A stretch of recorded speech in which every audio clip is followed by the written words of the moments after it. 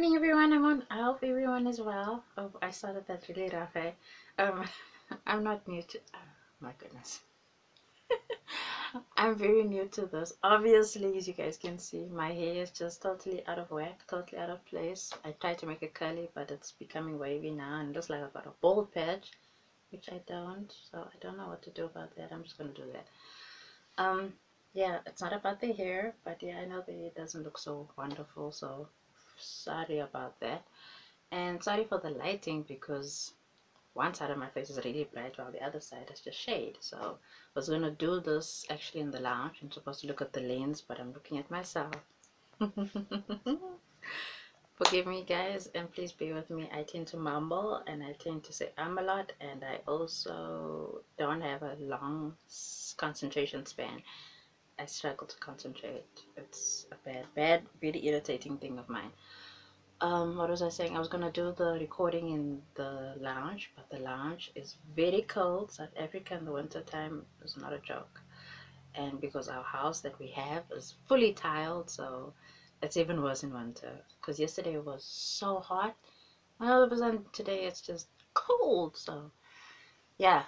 Anyway, I'm generally a very shy, introverted type of person. I don't really party and do all those things. I mean, it's fine, I guess, but it's not me. Um,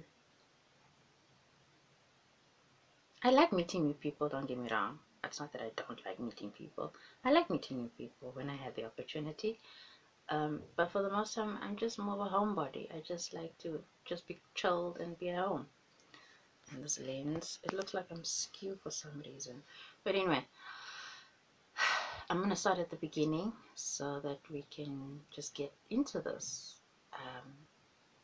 I don't know how it will be for other people, but I know specifically I am talking to someone because God has laid it on my heart to tell somebody my story, my life journey. So the heading of the story is, I think, brokenness, confession versus testimony. It's a 3-in-1. It'll probably be a 5-in-1. I don't know.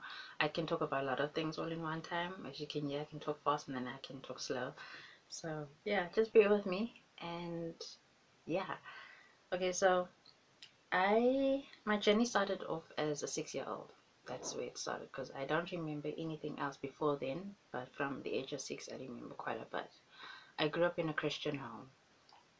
I have 3 older brothers, and my parents, when they had me, they were already in the prime of their lives. If I'm saying that right, I hope I'm saying that right. Oh, my dad doesn't, yeah, anyway. um in the time when my mom had me, she was not actually expecting me. She didn't actually even know that I was there. I was just sort of in the silence, just growing. And when she got the news that my mom was pregnant with me, she was over the moon. Um, in the time that I came into my parents' life, like I said, it was quite late, but it was actually perfect timing also. Um, growing up with 3 much older brothers, let me just say, the third eldest brother, him and I are at least 11 years apart. And the eldest brother and I are 16 years apart. So, yeah, do your own math. Um, when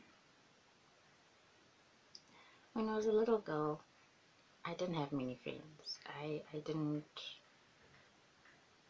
worry about a lot of friends. I didn't worry about a lot of people. I had a very fun imagination, and I created my own friends. So yes, initially I had imaginary friends. I did have people that I played with or friends that I played with, but that wasn't often. And yeah, I created my own world most of the time. I remember, I think it was for a birthday. I can't remember if there was a reason for it, but someone bought me a box, like a big box of Legos. And no, I'm lying. Someone had, over the time, because I had this fun love for Legos, to build things, to create things. Like I said, I had imaginative mind. So I would like to build and make things. And someone saw this and someone decided to buy me Legos, and they bought me small boxes, and eventually these small boxes became lots of Legos together. So with all the accumulation of all the Legos, my mom bought me a box, and she decided to put all the Legos that I had into this box. And I remember this one day. I can't remember if something had taken place or if something happened. I don't know, but I do remember specifically this one day. I was looking for my Legos, and for the life of me, I just couldn't find them. And yeah, I went into someone's room. Can't mention names. I went into someone's room, and I remember while being in this room, I just stood there. Like, I didn't know what I was doing there. I just knew I went into this person's room and I just stood there and I looked around. And my eye caught on the, what do you call it? Your peripheral view. On the corner side of my eye, I saw, like, because the box was oh, the color. Wow, okay. Oh, shoot. You guys can't see. Okay, but never mind. You can see me, you can hear me. Okay, that doesn't matter. Um, the box was yellow and I think like a turquoise color. I'm not sure. I think so. So anyway, that was the colors I could see from the corner of my eye. Okay, this is better. And I looked up because I was short. So okay, no, normal 6-year-olds today are a little bit taller. I was a short, stubby little 6-year-old. Like I don't know how to explain, but I was a short little person. Everything was short, my arms, my legs. I was just short in general. I actually almost didn't have a neck. It was just head and shoulders. That's how short I was. So I saw from where I was standing by the door, the entrance of the room, of this person's room, and I saw in the corner of this person's room my box. But the box was on like there were lots of magazines and lots of books and stuff, and the box was like right on top. And in this person's room was a bed and like a dressing table, not a dressing table, what do you call it, like a stand type of thing. But Genevieve, really, there's a mirror over here, and here's the window over here on this side, just like close into the corner. And there were like burglar bars on the inside, but it wasn't burglar bars, it was something else. But anyway, and in my mind, I thought I could go ask my mom to help me to get the Legos, but I knew that my mom would take her own time to come and help me because she was cooking. Guys, I'm so sorry about the lighting. It's annoying to sit like this.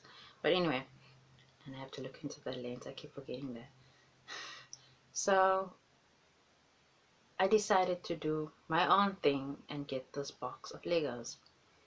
And I remember I got onto the bed, and onto the bed I put my one foot onto the, like a table pedestal. I don't know what it is, like a dressing table. Let's just say it's a dressing table. I put my one foot on the dressing table, and the other foot I took from the bed. I put it at the windowsill, and I held onto this burglar bar thingy, and I tried to balance myself. So in my 6-year-old mind, I thought to myself, if I pull like just the top magazine, just a little bit, little bit, little bit, then eventually the box will, shift to the front, and then it'll like obviously fall off. I didn't think to realize that the more I'm pulling on this top magazine, that all the other books and magazines would eventually also obviously topple over. But yeah, I didn't think about that. So anyway, I just went with my first thought. So my first thought was to keep pulling, pulling, pulling, pulling, and then eventually when I pulled the top magazine, like I just said, everything fell, including the box with the Legos in it, and it fell and fell open and onto the ground. And I jumped up because I thought my mom would freak out because she heard this loud sound. So I jumped up and then I went out of the room and I went to go check down the corridor, and I didn't see my mother. She obviously didn't hear anything. So I thought, okay, good shot. So I went back into the room, and then when I got to the room, my focus was to get the Legos, right? But as a 6-year-old, I don't know if there are other 6-year-olds that's ever done this or not, but for me, I don't know. When I think about this, I think of King David in the Bible, about when he saw Bathsheba taking a bath. And it's one thing for him to have just seen her and be like, whatever, she's bathing, whatever, it's nothing new. But the fact that he saw her and then he had his private thoughts and then he pursued with those thoughts when it came to Bathsheba bathing. And it makes me think of myself, not in the same sense, but you'll get what I'm trying to say just now. I saw this magazine lying on the floor and I didn't take much note of it until for some reason I kept on looking at the magazine. And then with the thought of having to come for the Legos, that thought just left my mind completely. And I looked at the magazine, and when I saw the magazine, I shifted the magazine away from all the other magazines and books that were lying on the floor. And when I looked at what I was looking at, instantly, I might not have had, my spirit man wasn't activated then, but my, how can I explain it, my sense of awareness, I might not have understood what's going on right then and there, but I knew what I was doing was wrong, but I did it anyway. Because, as we all know, we are born into a world of sin. So, naturally, that just took over. And I saw this magazine. And when I saw this magazine, look, it would have been one thing if I just saw it and then just thought, you know what, just leave it because it's got nothing to do with me. So, just walk away. But I didn't. I looked at it and then I picked it up. And then I opened it. And you guys, I didn't like what I was looking at, but for some reason I kept on looking. And I'm not joking to you when I say this to you. That day when I opened that magazine, I got a chill going through my body. It was like as if someone opened the front door and just a how do you call it? A gust of wind just passed me by. I just felt like a cold sense passing me. And till to this very day, I still have that feeling. And as a 6-year-old girl, child, I had no idea the magnitude of the consequence of a door that I opened in my spiritual life as a child. I had no idea what I had opened my life to and how direly dangerous it was going to be for me for the rest of my life. The magazine that I had seen that was lying on the floor was a Hustler magazine. And although my puny child little mind didn't really understand what I was really taking note and what I was putting into my mind, because when you look, your eyes are your windows to your soul, right? So whatever you look at, you can't unsee what you see, whether it be good or bad, and it automatically gets transferred into your mind and then it goes to your heart. So I looked at this magazine,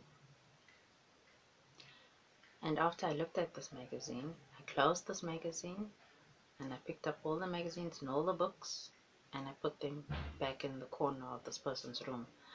And I left the Lego box. I didn't even bother to get up onto the bed, the pedestal and the windowsill to do that whole thing.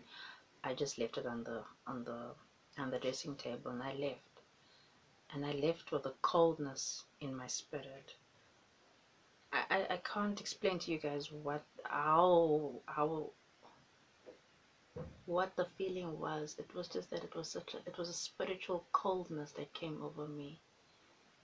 There are days where I still have it. I feel it strong. I mean, there's days where I'm able to resist it by the blood of Jesus, because with my own strength, I'm pathetic. I can't do it by myself. But because of Jesus, because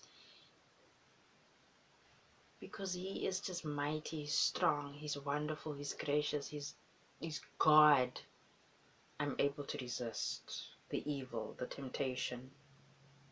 What I want to say to you guys is that this journey that I've been on, in some sense, that day as a 6-year-old, I wouldn't say I sold my soul to the devil, but there was a part of me, my innocence was crushed. The happiness as a child, it was gone. And I'm getting in my feelings now. And I wasn't the same again after that. I was not the same after that.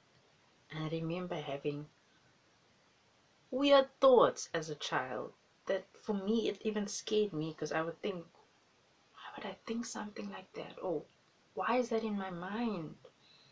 Because of that magazine, you guys. So I was 6 years old, 7 years old, 8 years old, 9, let's all the way skip to the age of 15. From the age of 15, I moved away from where I stayed in my hometown, and I came to Cape Town, and I started high school here. Now, living in a small town all your life, well, not all your life, but like for a majority time period of your young life, and you starting high school in a different place, it's a whole other world. It's a whole other world. Because when I came to the city, I didn't know anything about anything. Like legit, I was dumb, like D-U-M-B, dumb, because I didn't know anything about anything in the city. And Cape Town is a friendly city, but if you don't know places, if you don't know people, if you're not aware of things, then you can get easily sucked in, and you can get influenced very easily into things. And yeah, school was not nice. I didn't enjoy high school at all. I didn't enjoy the people I went to school with. I didn't enjoy anything about high school. High school was not nice to me. I went through a lot of stuff as a teenager. I met my first, I wouldn't say he's a boyfriend, but I met my first so-called boyfriend at the age of 16. And lots of things that happened there was due to everything that happened to me as a 6-year-old, the starting point of a 6-year-old. And the boys that I attracted into my life were all toxic, and none of them were healthy. And because I didn't know anything about love, I didn't know anything about what it is to respect your body, what it is to love yourself, I just gave myself over to anybody, and I didn't care because I was empty. I was living a life of just whatever. I didn't care. And I was looking for something, and I wasn't getting anything. And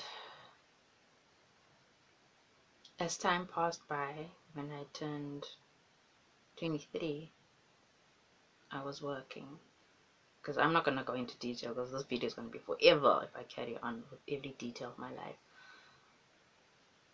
When I turned 23, I left my job because my mom had gotten so ill. And my mom was my best friend.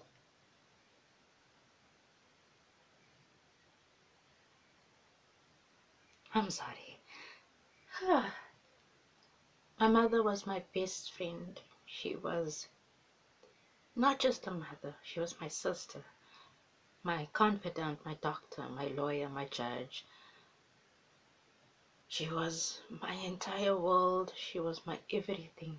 She was my heart. She was my soul. In the time that,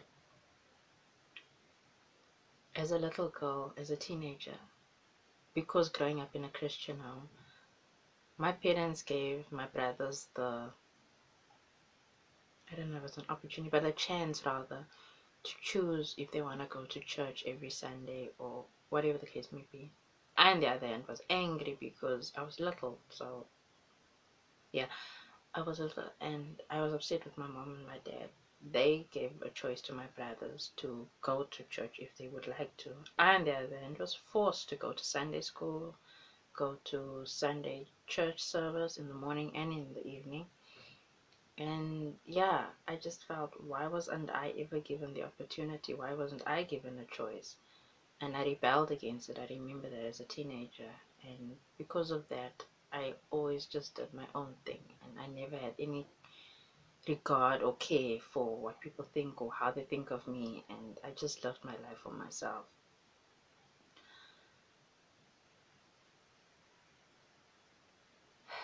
So getting back to the point of my mom, I'm probably talking really confusingly. I'm sorry, guys, but I hope you guys can understand.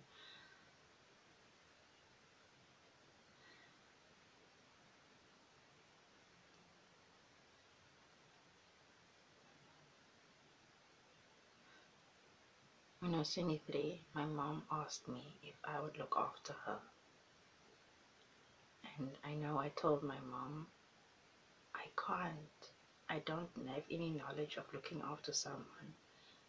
What if something goes wrong medically? What do I do? I'm not trained in this profession to look after you. And she just said to me, Jen, please, I want you to look after me.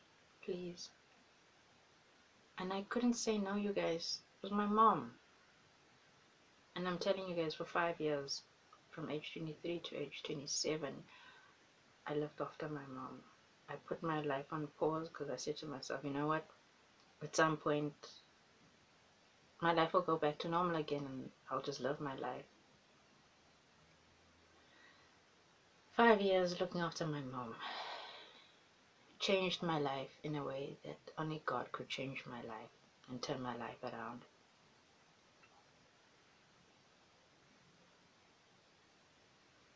My mom was a God-fearing woman. She had a close-knit relationship with Jesus. And because of her relationship with Jesus, it brought me closer to Jesus as well. In that time, I didn't give my life to God yet, but I was learning about Him. I was starting to understand little things. I was starting to learn little new things about myself, things that I didn't even know about myself because I never gave myself those chances. I got to know myself in little ways that I never bothered with. And I remember every morning my mom would come into my room like really early and she would do the Our Father with me. And we would have tea with Jesus in the mornings after we've had prayer. And then we would read a portion from the Bible, and then we would have fellowship.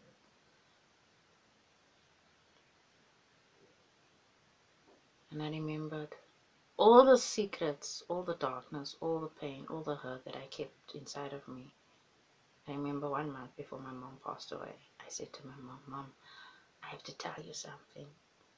And on the day when I told her everything, because like I said, if I tell you guys everything, it'll take forever. And I told my mom everything. And I knew that even if though she doesn't forgive me, she doesn't look at me the same way with the loving eyes, then it's okay. At least I told someone something. You know what I mean? And when I told my mom my story, my mom said, I know. I didn't judge you.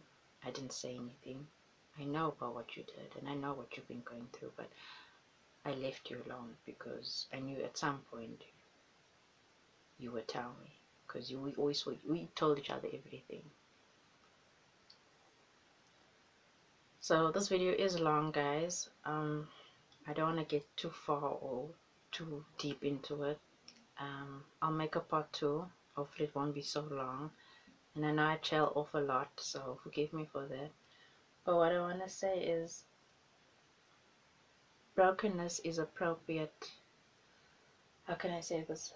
Brokenness is an appropriate response to sin. Because if I wasn't broken, if I wasn't living my life in fear like I am still today, although this is a new opportunity for me to make this video and tell my story, I wouldn't know what it is to be broken in order to give my testimony and tell somebody or someone that's listening and watching and maybe kind of trying to correlate or relate to what I'm saying. I struggle every day to forgive myself. I condemn myself more often than not. And I'm very harsh on myself, which I shouldn't be, but I am. Because of my sin, because I know who I am, because I know how unclean and ungodly and filthy my mind is, and how my heart can be so deceitful, and I can sometimes manipulate and tell myself all kinds of lies. Because I know myself so well, and because I know every day is a new day to change, to come back to God and thank Him for dying on the cross of Calvary for my sins and washing me clean in the blood of Calvary every day. Because if it wasn't for Jesus, you guys, I would have definitely been dead, and my soul would have definitely been rotting in hell by now if it wasn't for Jesus. So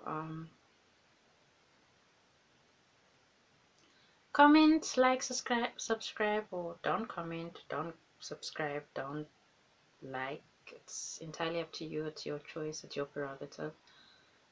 I just thought I'd share this with someone. Maybe someone can relate to what I'm going through or what I went through. Oh, shouldn't have done that.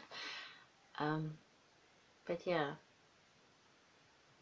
God loves you guys. I love you. And I pray Psalm 51 over my life every day, because every day I have to forgive myself, and it's a process.